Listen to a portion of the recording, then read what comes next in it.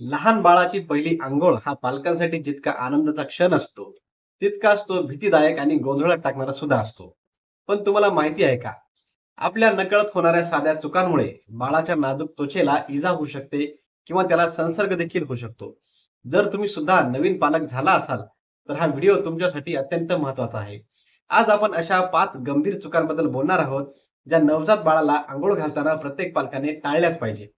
व्हिडिओच्या शेवटी मी तुम्हाला एक अशी सुरक्षिततेची टिप सांगेल, जी बाळाला थंडीपासून वाचवण्यासाठी तुम्हाला नक्कीच मदत करेल. पहिली आणि सर्वात मोठी चूक म्हणजे पाण्याचा तापमानाचा अंदाज न घेणे. लहान बाळ खूप नाजूक असतं, त्यामुळे पाणी खूप गरम किंवा खूप थंड असू नये. नेहमी हात पाण्यात बुडवून तापमान तपासा. ते कोमटच असायला हवे. दुसरी चूक म्हणजे बाळाला अंघोळ घालताना लागणारे साहित्य जवळ न ठेवणे. बाथटबमध्ये बाळ असताना त्याला सोडून टॉवेल किंवा साबण आणायला अजिबात जाऊ नका. त्यामुळे मोठ्या अपघाताची शक्यता असते. या सर्व गोष्टी आधीच हाताशी ठेवा.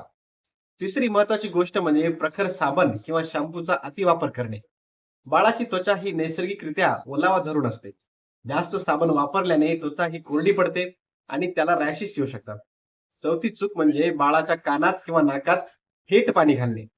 अनेक जण स्वच्छतेसाठी असे करतात, पण यामुळे कानाचे संक्रमण होऊ शकते. त्याऐवजी ओल्या कपड्याने फक्त बाहेरून स्वच्छता करा. पाचवी चूक म्हणजे अंघोळीनंतर बाळाला नीट कोरडे न करणे. विशेषतः काखेत, मानेपाशी आणि गुडघ्यांच्या मागे ओलावा राहिल्याने तिथे इन्फेक्शन होऊ शकते. म्हणून मऊ टॉवेलने हलक्या हाताने टिपून बाळ कोरडे करा. बाळाच्या सुरक्षिततेसाठी नेहमी लक्षात ठेवा, की जोपर्यंत बाळाची नाळ म्हणजे अम्बिलिकल कॉर्ड गळून पडत नाही, तोपर्यंत त्याला टबमध्ये बसून अंघोळ घालण्याऐवजी फक्त ओल्या स्पंजने पुसून काढा.